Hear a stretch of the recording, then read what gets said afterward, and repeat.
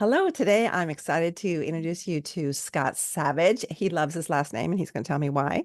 He's a pastor, senior pastor of Cornerstone Church in Prescott, Arizona, speaker, author, and writer for YouVersion devotionals. So I think you can find him there's about 3 or 4 devotionals. Is that right, Scott? Currently, depending on when this comes out, there may be a fifth or a sixth. I'm on a Okay. I'm on a good Well, run right I now. I think that's so great. And I've started one, by the way, on wilderness. And I am going to link those in the show notes so people can find you. Scott, would you tell us a little bit about your family and your ministry? And then we've got lots of questions.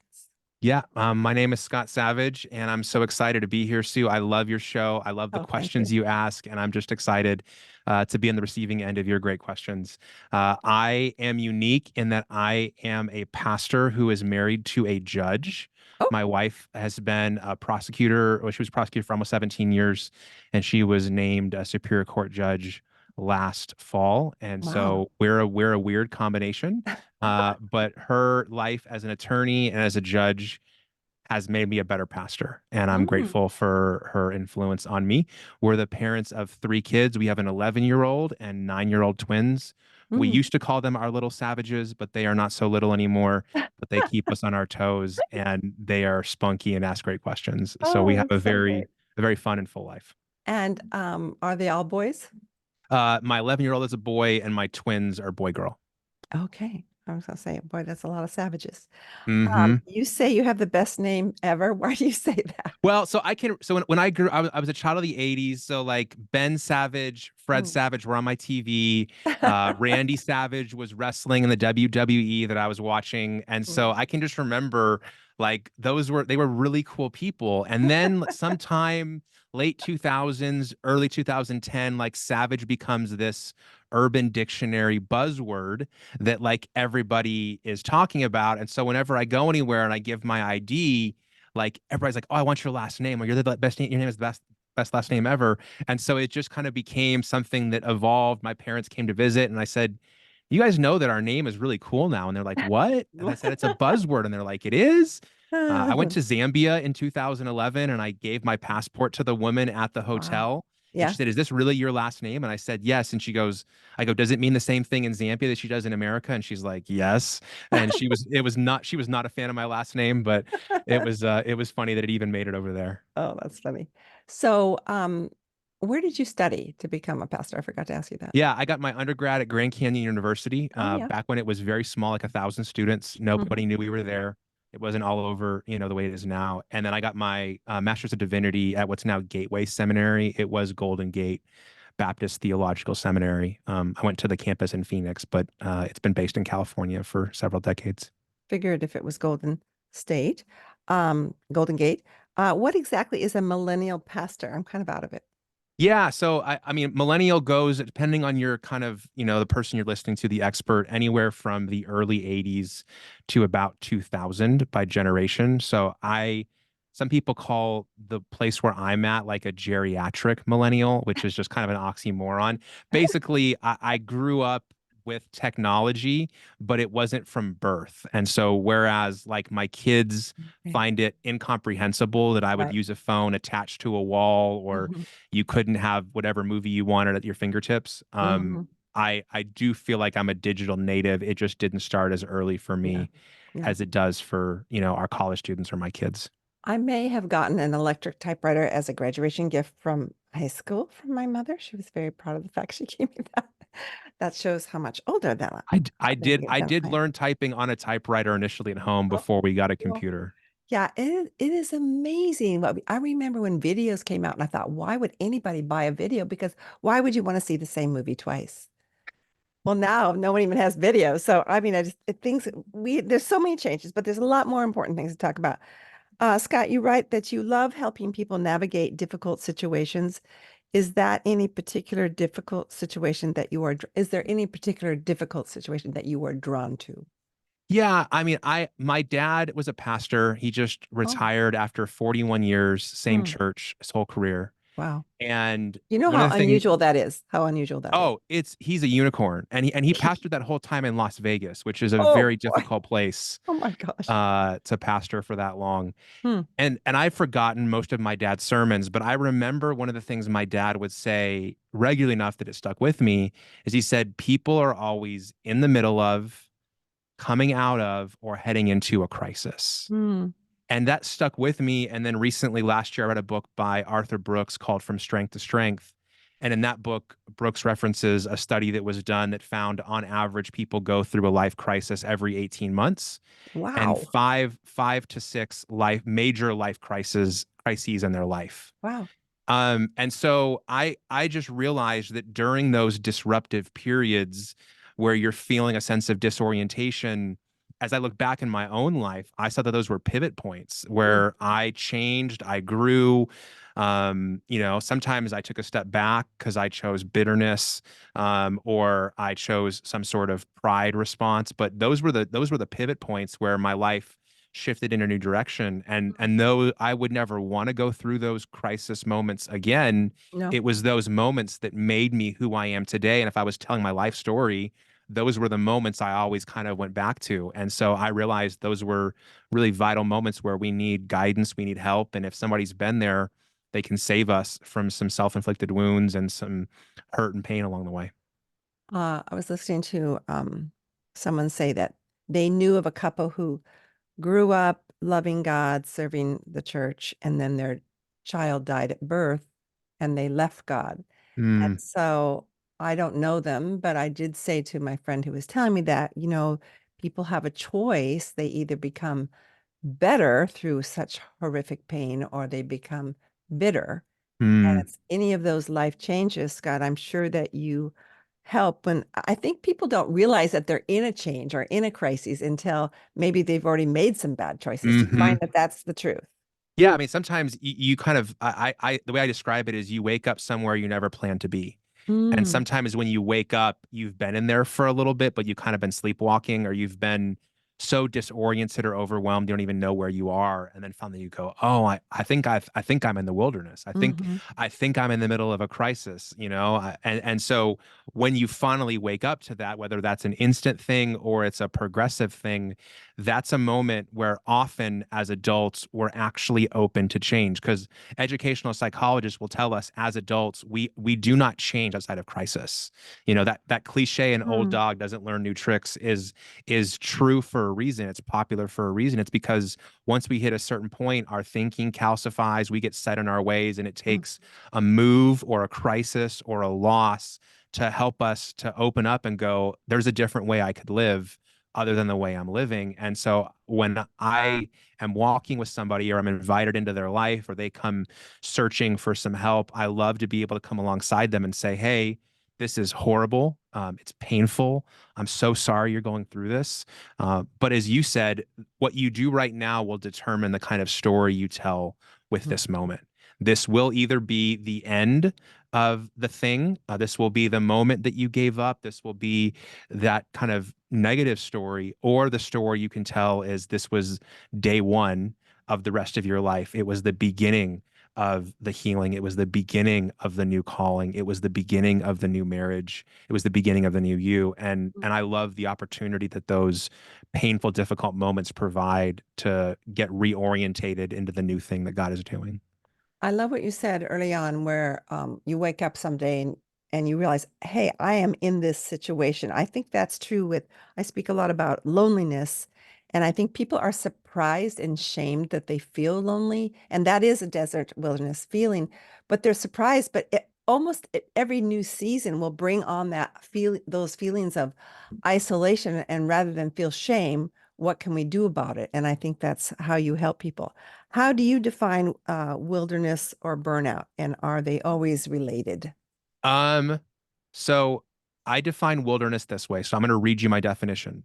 Yeah. So my definition is wilderness is a place or a set of circumstances where people are subjected to forces that test them and often make them change, usually instigated without their input or active choosing. So it's kind Mhm. of long, but I see wilderness as sometimes it's a place that you are, like it's that city, that house, that environment, or it's a set of circumstances, a season, as you referred to, Hmm. where stuff comes in and begins to press in on us, and we're in that whirlwind, we're in that crisis, and generally, not universally, but generally, I see wilderness coming unintentionally as a surprise. Yeah. Most people don't actively choose the wilderness. They No. choose something that leads to the wilderness and they didn't know their choice was going to lead to that, or something somebody else decides or something somebody else does pushes them into the wilderness and they wake up there where they never planned to be. So Well, yeah, that's like how I define wilderness. my daughter moved to New York and she was laid off a month later. Hmm. That's a wilderness, Yep. especially because she's in tech. So it has continued to be a wilderness. And I have grief for her this year, grief for her. And the Lord has Hmm. finally has lifted my pain over it. Doesn't mean I stopped praying, but Yeah, it was a long season of grieving. And think how she feels. And I'm just the mother. So exactly. it's very difficult. And so some is like what I just said that comes out from unwarranted circumstances. And yet other things are happen to us because of the wrong choices that we've made. And we can talk all day long about wrong choices. What about burnout? Yeah, and I think burnout is a multi-factor, multi-dimensional experience that typically involves some combination of mental, physical, emotional, and spiritual exhaustion Mm, that often is more closely tied to either decisions you've made or patterns you're operating in. hmm, I do think that in general, and we're speaking in generalities here, right. in general, wilderness can be more something that you end up in that you didn't have a whole lot of agency in, Okay. whereas burnout, you generally have more agency in that. I'm not saying that you're burned out and it's all your fault, because sometimes you didn't realize the choices you were making, Right. or you didn't realize the road you were on, or you were in an unhealthy environment. But there, I feel like there's more agency in burnout and the road to it than wilderness. Yeah. And if you have a friend who's obvious to you that they are in burnout and you just say, why don't you just take a vacation? How does that really help them, or does it? No, I mean I love what Carey Nieuwhof says. He says that time off won't help how you spend your time on. And so if Hmm. you're going to vacate and just walk away from your life and not actually change how you're living day to day, it doesn't matter how long your vacational is or how far away you go for your sabbatical. When you come back to your life, if all the patterns are the same, your future is going to look very much like your past. Hmm. And so vacations can be great to give you a breather and to change your place and perspective so you can come back and see the things that you've been too close to. But burnout is something that happens over time and you don't recover from burnout really fast. When I went through burnout in 2012, it was a full 9 months before I felt like I was back, after that place that I ended up in that I was so exhausted and spent and burned out in. And we love to think that we can quickly recharge. But as my therapist says, the healing has to go as deep as the exhaustion. Hmm. And that doesn't that if that's deep, deep exhaustion, the healing's gonna take a long time to get down to the bottom of that. So how did you know you were in burnout? Did someone have to say, hey, you are burned out, and that's why you're reacting this way rather than responding? That's why you're short with me rather than loving. This is why you're maybe having some physical symptoms. How did you know? What are some tips? Not Yeah, tips, signs. I knew I was burned out because the ministry I was leading, we hit a crisis point and we needed to pivot and go in a different direction. And I was in a meeting and everybody was sharing their ideas. And at a certain point in the meeting, everybody looked at me because I was the leader. Yeah. And I said, hey guys, I don't know where to go. Like Oh. I don't have vision, and you're all looking to me like I have the answer, but I don't have the answer. And I'm actually scheduled to go away tomorrow to figure out why I don't have what I used to have. And so I Oh. took a day and I went away. And during that time, I realized that I had been very focused on my public work, but I'd been ignoring my private life. Mhm. And that showed up in that moment where I needed to be connected to God. I needed to be, having attended to my own relationship with him and listening to him. But I'd been so focused on the public stuff and I'd been ignoring the private stuff that when I needed a well to draw from to have wisdom and direction, I Mhm. came up empty. Mhm. And I realized it was affecting other people. And that's when I realized I needed to make a change. Mm. I heard someone say years ago that ministry is spillage. Mm, And it's hard for me to feel excited about ministering to anybody, even just my neighbors. Not, I shouldn't say just. Um, and I feel like when I can't, it's like I haven't sat long enough at Jesus' feet. And then I love Ephesians 3, of course, but that verse that's hidden in there is to be filled up to all the fullness of God. hmm And so if I'm not filled and you're not filled with God's fullness, and God makes us hold still for that sometimes. It's not always on the fly. And yes, you can praise God and while doing dishes like Brother Lawrence, but there are other times when he wants me to stop doing the dishes and just listen. So absolutely. it took 9 months for you. I don't want you to have to share the whole experience, but why do you think God allows wilderness times with him? I mean, I think there are lessons that we can only learn in wilderness. Give me And one. I think one of the lessons I learned in wilderness is that I am loved by God for who I am, not what I do. Amen. That 9 month period is the longest period. I've been preaching for 20 years. It's the longest period I went without giving a sermon. So I didn't give it up on stage and I didn't get to share what God had been teaching me and I didn't get to experience the, response afterwards and people encouraging me. And that part of my identity needed to be set aside, I think, because it had become too much of how I defined myself and Yeah. where I got my worth and value. Yeah. And And I think it's really I think it's interesting for people like you and I who are, well, you far more than me as far as being on a stage, literally on a stage. You're on a stage every week. I don't know how my pastor does it. But when we're up there, even on as a podcaster, there's so much that has to be done with how we are presented. And also feedback. And so I think it's very easy to fall into the idol of self-worship in a sense. I'm not saying we're mhm, that way, but and so God has to get us off that literal platform to say, hey, by the way, I love you whether or not you ever preach another sermon. exactly. Exactly. And I learned that. I'm sure I could have learned that lesson in between Sundays, but I think that it would have been harder to learn there. And I'm not sure the lesson would have gone as deep into my soul Mhm. um, until I went through that period where I wasn't preaching, where my role changed, and where I started paying attention to my inner self in such a way that when I started preaching again, I felt like I had something different to say. And even though some of the words were the same, they came from a very different Mhm. place, Mhm. and my relationship with the feedback was different than it had been before. Explain that last part. Well, I mean, so Lecrae has the famous quote that if you live for people's approval, you'll die from their rejection.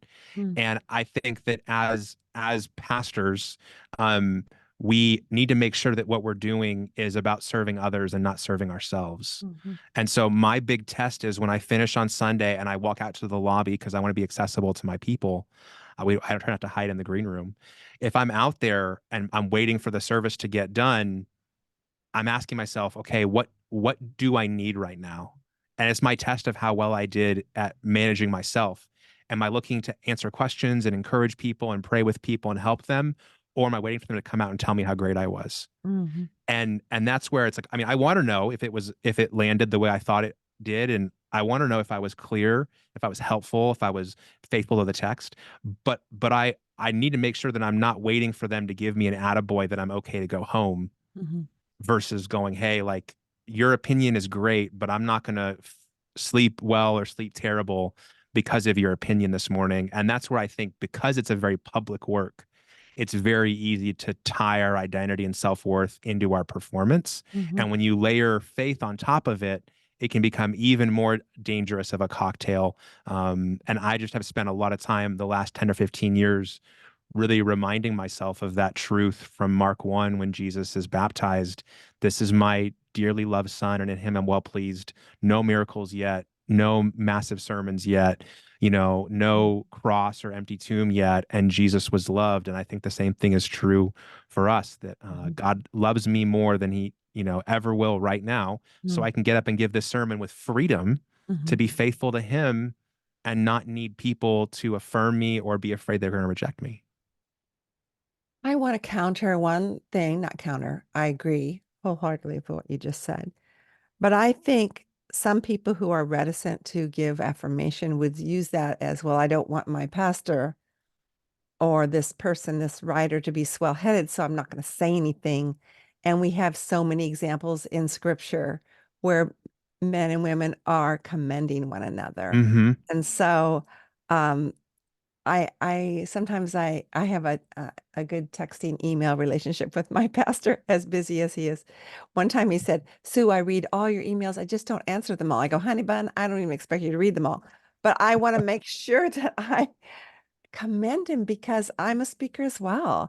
And we need to know that God is using us. Otherwise, we want to quit or, maybe go into burnout.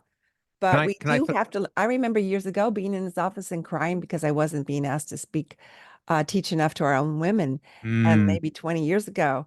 And now I don't feel that way. And I feel God has grown me up like, okay, if this is the very last time, I spoke to a great group last month, this might be my last time. mm. This will be a great one. And it was just because of the Lord. But, we offer it to him. And yet God, in his great mercy, gives us friends and people to commend us and affirm us. Would you agree? Yeah, and I would just say, if you've ever thought that, my wife for a while was hesitant to give me that kind of feedback. She's like, everybody else tells you how great you are, Yeah, and then I come home and she's like, here, change some diapers. We need to keep you humble. yeah, yeah, yeah. I think that sometimes that feeling of, I don't want to tell that person to keep them from getting big headed, is that your responsibility You're right. or is that mine? That's right. I think my responsibility is to stay humble before the Lord. And Right. if I don't humble myself, he will humble me. First Peter 5 is pretty clear on that. Hmm. Um, and when I'm sitting in an audience or I'm listening to a podcast or I'm reading a book and I feel blessed by that work, it's my responsibility to share that, either that work with somebody else who needs it or to affirm that person and say, hey, thank you for being faithful to use your gift. Mm, It's not my responsibility what they do with that. It's their responsibility before the Lord, whether they're prideful or humble. And that's so right. I just would encourage people, like, you don't realize probably how under encouraged most people are. So trust the Lord with their heart and their pride and humility. He's got a pretty good track record of humbling the proud, and Right. and let him take care of that. Yeah, and it all goes to show that we have this one-on-one relationship with the Lord, and we need to be listening and leaning in. And it's just like, well, I don't even want to talk about myself, but I will give this example because I thought, did the Lord really want me to do this? Last Friday, I'd heard a friend's father had passed away, and I was making chili, and I just doubled it and took her some, and it was not a big deal to me. But I thought, and does she really need it? I was thinking, does she really need me to do it? It didn't really matter. I was being obedient. That's my point. Mm-hmm. My point Yeah. is being obedient. Hopefully, it won't make them sick. They will appreciate it. But the point is, I need to listen to the Lord, which is totally off the topic, but maybe not. How do you know when you are burnt out and you should slow down, or you're just being lazy? Hmm. Where's the difference? Well, I mean, I think laziness is tied to what we were just talking about, to unfaithfulness. Hmm. I think sometimes what we call laziness is actually exhaustion, and we're looking in the wrong place for refueling. So Oh, one of the like what? things, Like well, what? so there are things that we think are going to actually make us feel better, but they aren't. Like, does binging the show you've been thinking about watching, does that really make you feel better and fuel you? Or would it actually make you more refueled to go for a long hike, Hmm. or to get a massage, or to go to bed early? But instead we go, I'm exhausted, I'm just going to stay up late and watch my show that I've been wanting to watch in a while. Well, then we go to bed at 12 and we get up at 6 because we're conditioned to wake up at 6 every day, and we feel even more exhausted. So I think Hmm. sometimes what feels like laziness is actually just our way of looking for rest in the wrong place. Hmm. And sometimes the things that refuel us actually require like a physical exertion, but they leave us more full. Mm, afterwards, eating a really good meal, sitting down with somebody and having an honest conversation, going for a workout, intentionally catching up on sleep over a number of nights, sitting down with a therapist. Sometimes those are in and of themselves, they're exhausting experiences, but you feel more full afterwards, even though you've broken a sweat physically mm, or emotionally. And so I think part of our responsibility as followers of Jesus is to learn, hey, what are my limits? And what are the things that refuel me when I've pushed to my limits or even past my limits? Because the one thing I've discovered is that nobody can actually refuel me and tend to my soul but me. mm, And if I don't do it, other people are affected by it and they can notice it's not happening, as you mentioned, but they can't do it for me. Only I can make that choice and take that act. mm. I had a friend, actually, she was pastor's wife, former pastor's wife, say to me, Sue, you have a huge capacity, not huge, a larger capacity for busyness than she does. And I didn't discount her giftedness one bit, but she knew herself, Scott, and I appreciate that about her. She knew her limitations and she took good care of herself, which is totally different from what I see as almost idol worship because we hear so much about self-care. Um, how do you justify Jesus setting his sights on the cross like a flint and our modern culture's possible idol of self-care? That's a fantastic question right there. Can you ask it one more time? I want to make sure everybody heard it. And I'm I, not sure I can say it again, but I did write it down because I was just an hour before we started. I thought, well, I wonder what he thinks about this. How do you justify Jesus setting his sights on the cross before him like a flint? Because we're all, this is right before Easter, so we're reading all these Lent things about how he went to the cross. And of course, we're not redeemed unless he were, and that's why he came. So how do we justify him doing and acting like he was like, I'm going for this no matter what, which is what he did, mm-hmm. versus our modern culture's possible idol of self-care. I'm not feeling good today, so I'm not going to read my Bible. I am going to go get a massage. I'm going to go to TJ Maxx. I'm going to whatever it is, and we justify it.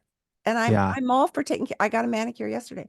I'm all for self-care, but how do we justify Jesus really suffered? Yeah. And that's where I think that we have a very great pattern as sinful people of overcorrecting past sins.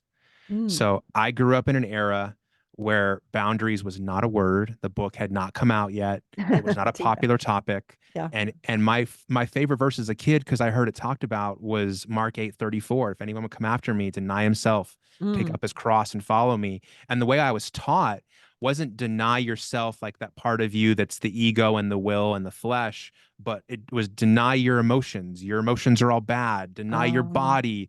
mm, It's better to burn out than it is to flame out, or it's better to burn out than it is to fade away. And so I grew up in that environment. And so I think some of the modern self-care movement in the church is an overreaction and the mm, pendulum going the opposite way mhm, to having so many boundaries that sometimes our boundaries are in conflict with the Holy Spirit.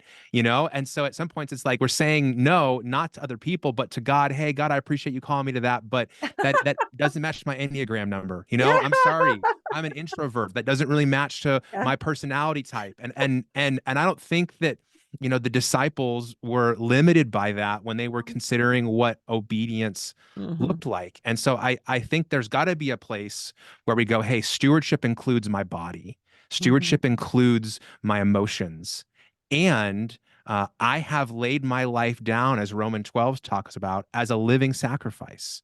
And so if I'm going to follow in the way of Jesus as a servant, I'm not greater than my master. So I have to, at some points, go beyond my capacity. right. I have to go beyond my comfort level. I have to go beyond my Myers-Briggs or my Strengths Finder. I have to step into that place where Mhm, I'm weak and he is strong. And the only way I can explain this is his grace and my obedience. There are those moments. However, the pattern of your life, the overwhelming pattern, is not going to be you being unfaithful to your family because you're serving the church. The pattern of your life can't be that you work 18 hours a day, 6 days a week. The pattern of your life can't be that you read passages like where Jesus tells his disciples after John the Baptist has been, killed, they fed the 5,000. He said, "Hey, let's come away." You can't view those passages as laziness. Mhm. If you're so elevated in hustle and serving and being all out for the kingdom that you view what Jesus did as too slow, then yeah, you've gone too far. On the other side, if you can't remember the last time you got uncomfortable and you went beyond your natural Yep. capacities, maybe you need to be more open to being a living Mm. sacrifice. Well, see, you need to speak right before I do speak on hospitality on this whole topic because I'm married to an introvert and it's difficult. I am too.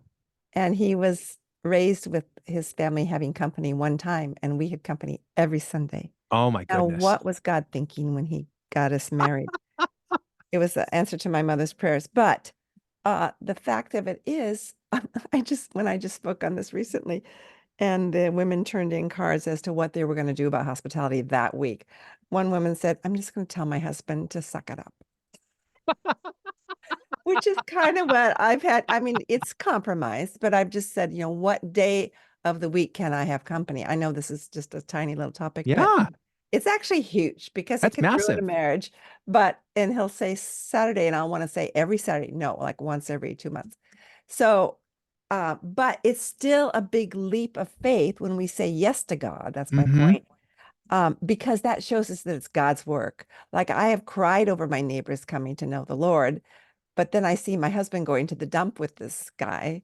I thought if he gets saved, it's going to be because of my Well, introverted. and I love how you describe you and your husband. I've listened to a few of your podcasts where you talk about him and your difference. And I think we are very good at judging other people, not based upon the Lord's metric, but our own self as the Yes, metric. And totally. so what is a leap for you may not be a leap for somebody else and vice Mm, versa. And hmm. so I just think we have to be very willing, like Oswald Chambers says in My West for His Highest, to let God work as unique in other people's lives as he's working in ours. Yes. And so if we believe that there has never been a duplicate in all the creativity of God's working in terms of how we were created, as he's working in us, the work is going to be unique too. So let him do his thing in somebody else and let it not look like you, Mm-hmm. and celebrate and honor their faithfulness and their obedience to what God is calling them to do.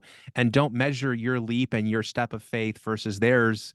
Just celebrate them being faithful with what God's calling them to do. Yeah, and that's probably the best marriage advice you probably do marriage couples that you could give because, well, at least because I got married late, 35, I was pretty set in what I knew I was good at. And then at one point early on in our marriage, my husband said, "So are you acting the Holy Spirit in my life?" That's what he said to me. I said, "Yes, and I'm doing such a good job." Well, obviously, I wasn't.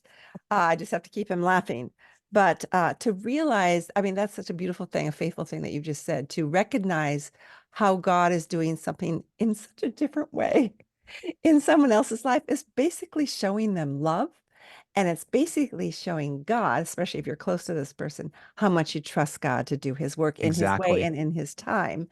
And but also going to therapy works too. My daughter's a therapist, so she's all for that.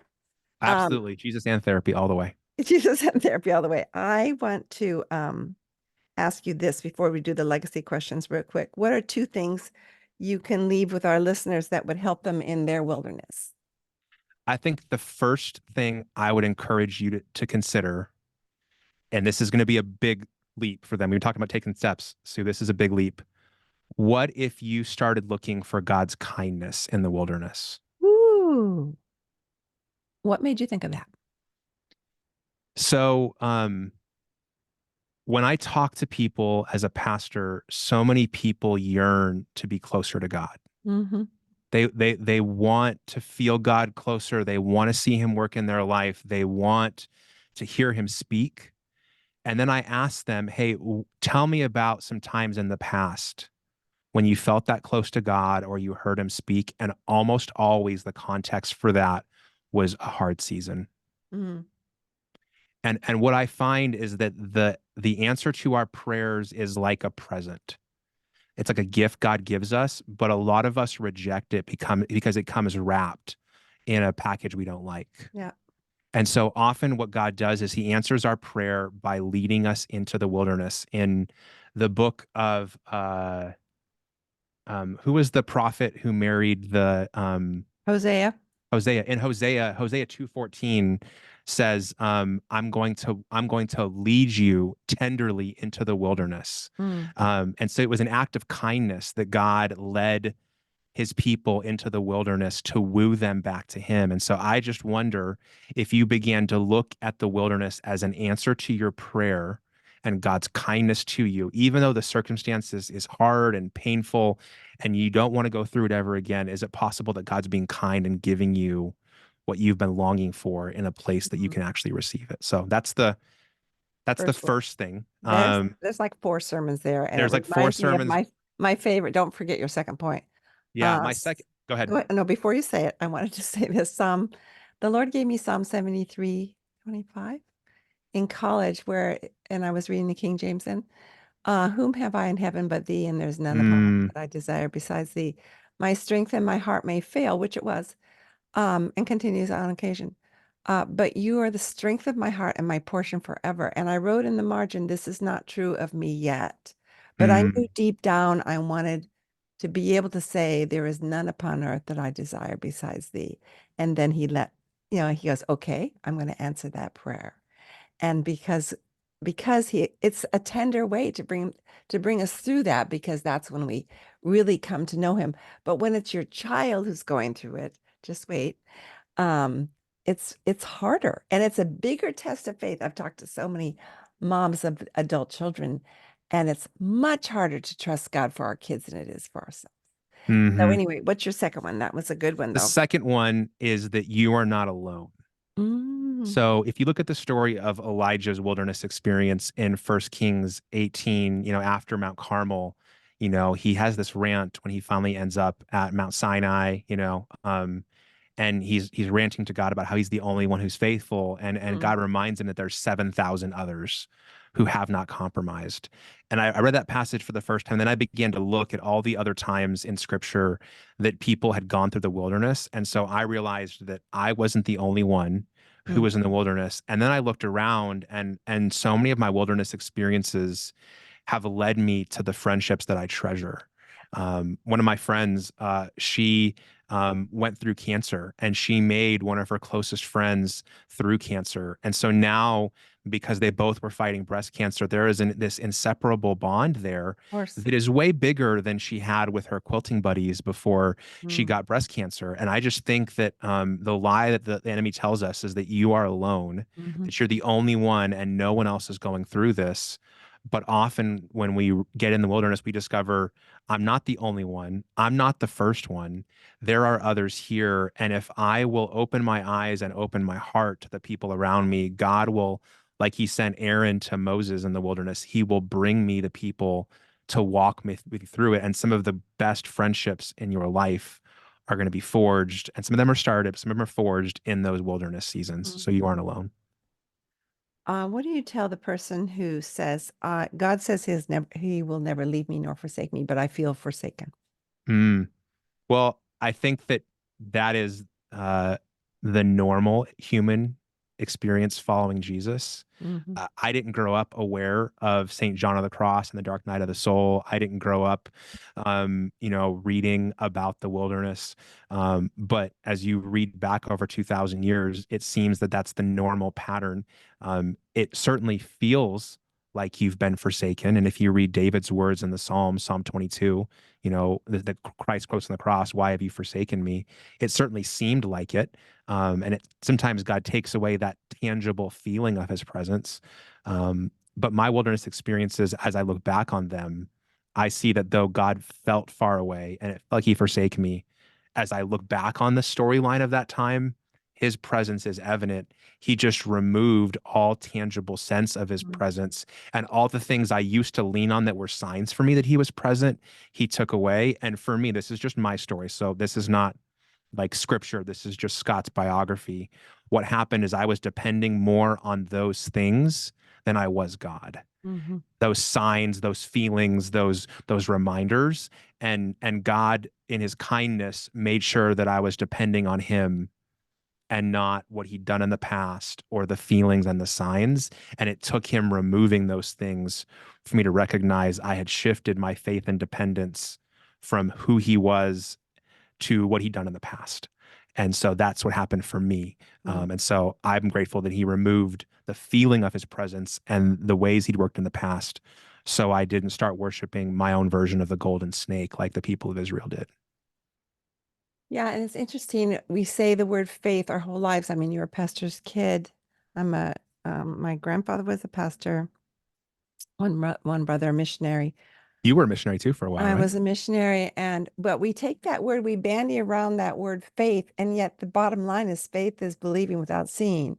And so when God takes away these things, and I look, I go, wow, things are not going as I had planned. But that's why it's called faith. And then also there's this great little verse, don't know where it is, you probably do. That faith pleases God. I'm pretty sure it's a verse. And not just Yeah. some hymn we Hebrews sing. 11:6, without faith, it's impossible to please God. Yeah, I thought, hey, I want to please God. That's my bottom line, right? So you need to have faith. Well, that means I actually have to believe that even though I don't see anything going on. This is a legacy podcast. So what legacy do you want to make sure that those who know and love you, that you leave behind for them? Yeah, when I think about those I leave behind, I'm thinking more. So, if you'll allow me to answer it this way, I'm thinking more about the people who know me up close Yeah, than those who follow my work online, sure. or even those who are in my church, but I don't have a personal relationship with. I'm thinking that I want them to, when I leave, the lingering presence of love and the things I've taught them, that they knew that I genuinely believed them and I lived them. I want to be remembered as somebody who had integrity, Mm, and I especially want my wife and my kids to be able to say we meant more to him than the church and his audience. mm, And my dad, after 41 years, he was an imperfect pastor because everyone is. mhm. But I can vividly remember when I was a kid, him canceling an appointment because he forgot I had a baseball game one day, Oh, and he came to that's the faith. game because he because that's what mattered to him. And that couple then the next Sunday came and joined the church, Oh, and he said, I'm sorry I canceled you. They said no, that was the convincing factor we needed. wow. When you put your family in front of us, we said you're the kind of person we want to follow. And I think just that story reminds me that if I will keep my priorities in the right place, and if I'll make my family my first ministry, and if I'll put the people who are closest to me as more important than the people who are seeing me through a screen, that God will take care of the rest. Mm. And so that's what legacy looks like to me. And how are you doing that right now, practically? Uh, I mean, imperfectly. Hmm. My kids and I are building all sorts of fun habits that they then look forward to. Oh, I drive them to school on Wednesday and Friday, and we have 80s Wednesday and 90s Friday mm. on the way to school. And my kids take turns on Sundays going with me early to church. And just the Oh. conversations that we get in the car and as they go, are really, really fun and rich. And I'm trying to take advantage of those kind of non-teaching moments. We do the devotionals at the table, and they listen to my sermons, and we talk about, what they're learning in Sunday school. But those kind of as we go conversations where they ask questions, I'm trying to be present to those, and more looking at their eyes as opposed to my phone. Mm. Wow, that's so great. And you know what? You can't hide from your children. No. The integrity of our faith is stripped bare by the kids watching us at home. And how does your life embody God's welcoming heart? And I don't mean necessarily hospitality. Yeah, I think as a pastor and as a writer, I'm hoping to help people connect to me and then help them connect to Jesus. So when I get up and speak on a Sunday, I'm trying to share from a place that I don't have all the answers. As I was telling a friend earlier today, I try to tell more villain stories than hero stories. Mm, And I'm trying to say, hey, I'm somebody who may be further down the road than you are or have more study than you do, but this stuff is hard and I'm figuring it out too. mm, And if I can welcome them into a conversation or a dialogue about this, I'm trusting that then I can then introduce them to Jesus. And so I'm trying to bring them into my story, and by then doing that, bring them into God's story. So my wife and I have a statement. Everybody's got a story if you'll stop long enough to listen. So I'm just trying to be attentive and present enough that when somebody has one of those moments and they're ready to share, I'm not so caught up in my schedule and my plans that I'm distracted from that moment. So often that means I'm the last guy to leave church, or I have a long line in the lobby. And I hope that's because people realize that I'm a space they can share and I can listen. Mm.